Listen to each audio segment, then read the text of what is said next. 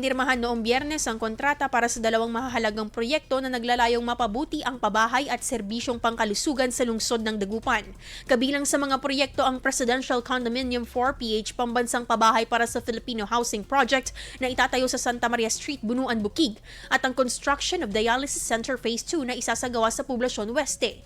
Kasama ni City Engineer Josephine Corpus sa ceremonial signing ang pamunuan ng lungsod bilang hudyat ng pagsisimula ng implementasyon ng mga proyekto. Ayon sa pahayag ng lokal na pamahalaan, layunin ng mga proyektong ito na mapalawak ang akses sa abot-kayang pabahay at higit pang mapahusay ang serbisyong pangkalusugan para sa mga residente. Ipinahayag din na ang pagpirma sa mga kontrata ay bahagi ng patuloy na pagsisikap ng pamahalang lungsod na maghatid ng dekalidad na serbisyo para sa lahat ng residente. IFM News. IFM News. IFM News.